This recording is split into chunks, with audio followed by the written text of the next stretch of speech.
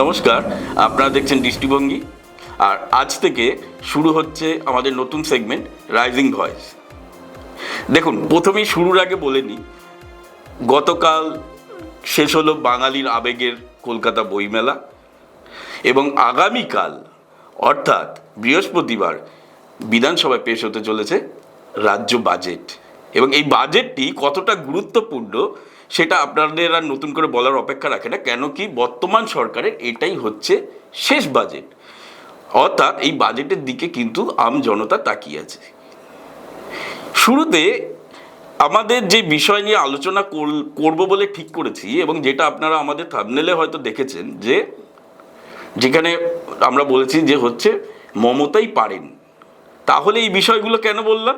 তার কারণ হলো যে দেখুন, এরকম গুরুত্বপূর্ণ দুটো বিষয় যখন আছে, তার বাইরে গিয়েও মানুষের নজর কিন্তু আজকে সারা দিন ধরে, শুধু রাজ্যের মানুষ নয় গোটা দেশের নজর ছিল সুপ্রিম কোর্টের দিকে। কেন কি না, আজ হচ্ছে সুপ্রিম কোর্টে সশরীরে হাজির হয়েছিলেন মুখ্যমন্ত্রী মমতা বন্দ্যোপাধ্যায়। শুধু হাজিরই হননি, তিনি সেখানটায় রীতিমতো সওয়াল করেছেন। হ্যাঁ, আমরা তাকে হচ্ছে আইনজীবীর ভূমিকায় দেখিনি, কিন্তু তাকে যেটা দেখেছিলাম পিআইপি হচ্ছে, তাকে হচ্ছে বিচারপতিরা, সুপ্রিম কোর্টের বিচারপতিরা হচ্ছে তাকে হচ্ছে পিআইপি করেছিলেন, অর্থাৎ পার্টি ইন পার্সন।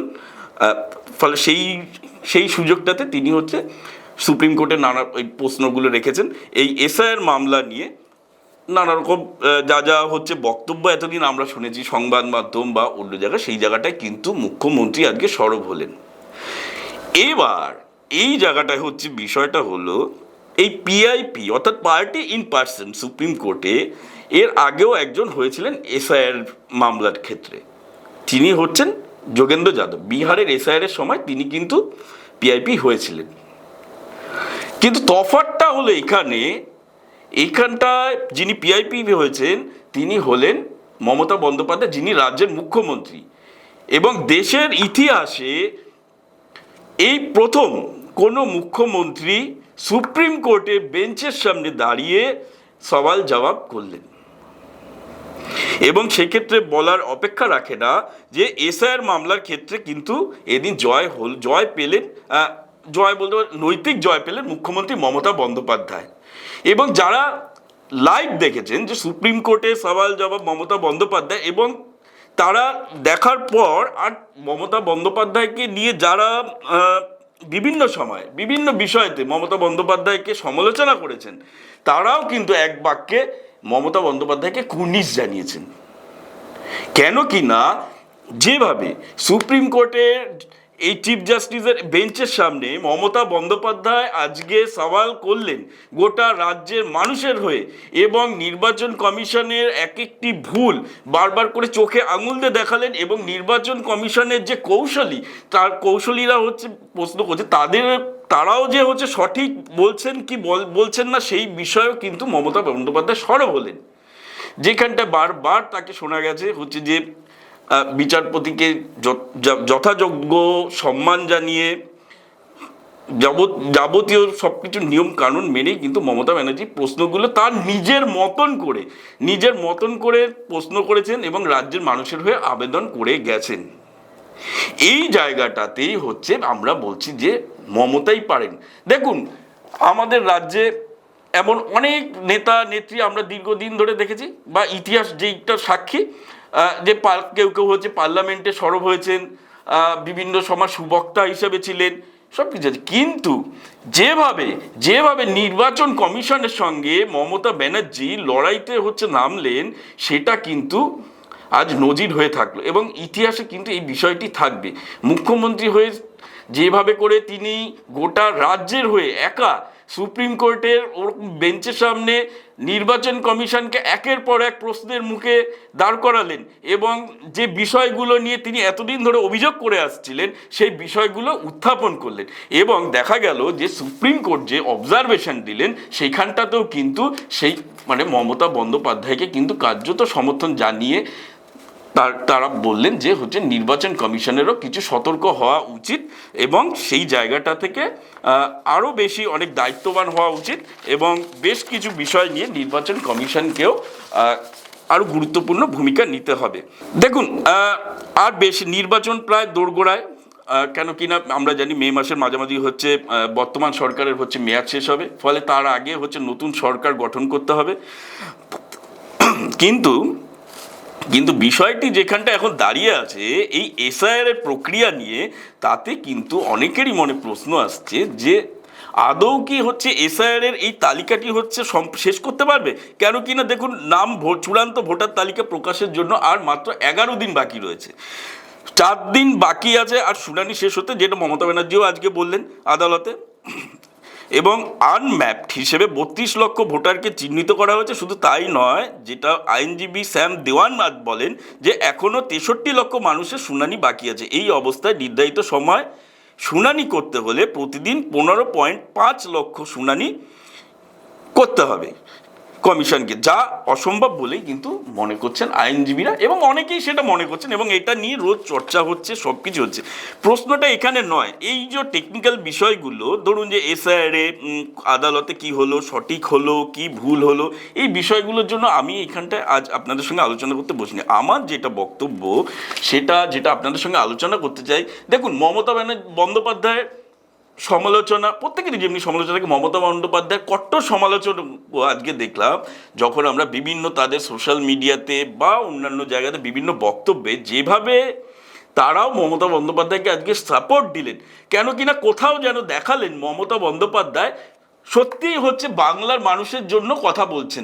দেখুন, এসআইআর নিয়ে যে একটা প্রবলেম হচ্ছে, নির্বাচন কমিশনের যে সমস্যাটা হচ্ছে, সেটা কিন্তু বিরোধীদের মধ্যেও কিন্তু অনেকেই হচ্ছে এটা বলছেন যে নির্বাচন কমিশনের যে পদ্ধতিটা অবলম্বন করছে হয়তো সব ক্ষেত্রে সঠিক নয়, যার ফলে সাফার করতে হচ্ছে কিন্তু সাধারণ মানুষকে। এইটা দীর্ঘদিন ধরে বলে আসছেন, এবং সেক্ষেত্রে ধরুন নির্বাচন কমিশনের অফিসে চিঠি পাঠানো থেকে আরম্ভ করে, দেখা করতে যাওয়া থেকে আরম্ভ করে, যখন দেখছে কোনো কাজ নেই, একদম কাজ হচ্ছে না, এবং পুরো বিষয়টি প্রক্রিয়াটি একদম শেষ পর্যায়ের দিকে যাচ্ছে, অথচ মানুষ প্রত্যেক দিন নানাভাবে বিড়ম্বনার মুখোমুখি হচ্ছেন, নানাভাবে হেনস্থা হচ্ছেন, তখন কিন্তু বাধ্য হয়ে তখন সুপ্রিম কোর্টে মামলাটি করা হয়েছিল। এর আগে আরও 2টি মামলা করা আছে, সেই সব মামলার একটা আগে যেটা ডেরেকো ব্রায়ান, দোলা সেনরাও করেছেন যেই মামলাটি, তারপরে সেই সব মামলার আজকে একটি বেঞ্চের সামনে একটা ছিল, সেইখানটাতে হচ্ছে আজকে দেখলাম আমরা মুখ্যমন্ত্রী মমতা বন্দ্যোপাধ্যায়কে রাজ্যের মানুষের সমস্যার কথা, নির্বাচন কমিশনের যে ত্রুটি কথা, সেগুলো তুলতে, এবং এই জায়গাতেই কিন্তু মমতা বন্দ্যোপাধ্যায় দেখালেন তিনি কেন মমতা বন্দ্যোপাধ্যায়, কেন গোটা রাজ্যে এখনো তার কোনো বিকল্প তৈরি হলো না।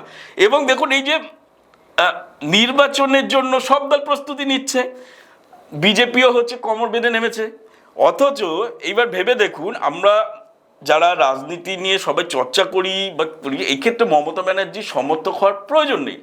এবং আমি প্রথমেই বললাম, আজকের দিনে কিন্তু মমতা বন্দ্যোপাধ্যায়ের যারা হচ্ছে কট্টর সমালোচক, তারাও কিন্তু কোথাও যেন মমতা বন্দ্যোপাধ্যায়কে সমর্থন জানাচ্ছেন, এবং তার এই যে আজকের ভূমিকাতে তারা কিন্তু সকলেই হচ্ছে কুর্নিশ জানাচ্ছেন। তো সেই ক্ষেত্রে পুরোপুরি ব্যাকফুটে কিন্তু হচ্ছে বিরোধীরা, অর্থাৎ বিরোধী বলতে দেখুন এখন আমাদের এখানে প্রধান বিরোধী বলতে সেই বিজেপির কথাই বলতে হয়। বিজেপি কিন্তু আরো বিপদে পড়ে গেল, যে তারা এখন এই জায়গাটাতে কি করে হচ্ছে কামব্যাক করবে। সেই দেখুন, শুভেন্দু অধিকারী একটা বলতে সাংবাদিকদের সামনে বললেন, এবং তিনি যেই কথাটা বললেন সেটি শুনে মনে হয় সত্যি একটা হাস্যকর বিষয়। তিনি আজকে বললেন যে মমতা বন্দ্যোপাধ্যায় গেছেন, তিনি আসলে রোহিঙ্গা শরণার্থী এদেরকে বাঁচানোর জন্য সুপ্রিম কোর্টে সওয়াল করছেন। এটা বলার পর একজন বিরোধী দলনেতার প্রতি আজকে বাংলার সাধারণ মানুষ প্রশ্ন তুলবেন না, আপনি এত দায়িত্ব জ্ঞানহীন হিসেবে কি করে বক্তব্যগুলো রাখছেন? ভেবে দেখুন তো, আজকে আপনি তাহলে কি বলছেন? মতুয়াদের বলছেন, রাজবংশীদের বলছেন, রাজবংশীদের বলছেন, আদিবাসী সম্প্রদায়ের মানুষদের নিয়ে আপনি প্রশ্ন তুলছেন, কেন কি না এই এসআইআর এর ফলে তারাও কিন্তু হচ্ছে ভুক্তভোগী, প্রতিদিন তাদের হচ্ছে সমস্যার নানা রকম সমস্যার সম্মুখীন হতে হচ্ছে। তাহলে কি আমাদের বিরোধী দলনেতা তাদেরকেও রোহিঙ্গা বা শরণার্থী বলে দিচ্ছেন? এই মানুষগুলোর প্রতি কি তার কোনো দায়িত্বটা ছেড়েই দিলাম, কোনো মানবিকতা নেই? এনাদের কাছে কি বিজেপি তাহলে ভোট চাইতে যাবে না? এই জায়গাটায় কিন্তু এটা আমার বক্তব্য নয়, এই বক্তব্যটাই কিন্তু রাজ্যের সাধারণ মানুষের আজকে বক্তব্য, যে যেইখানটা যেই মানুষজনদের কাছে বিজেপি ভোট চাইতে যাবে বা যাচ্ছে, সেই মানুষজনদের নিয়ে তাদের ভাবাবেগ এবং তাদের যে মানে পরিস্থিতি, যে সমস্যার সম্মুখীন হচ্ছে, সেটাকে কোনো রকমভাবে অ্যাড্রেস না করে বরং বিষয়টিকে অন্যদিকে ঘুরিয়ে দিতে চাইছেন। ফলে এই যে বললাম, ফলে এই জায়গাটায় কিন্তু মমতা ব্যানার্জি পুরো অ্যাডভান্টেজ। এই সবশেষে যেটা আমি শেষ করতে চাই, যে প্রথমে যেটা দিয়ে শুরু করেছিলাম, মমতা বন্দ্যোপাধ্যায় পারেন, এই কারণের জন্যই বললাম। দেখুন, এটার জন্য কোনো বিশ্লেষক হওয়ার প্রয়োজন হয় না।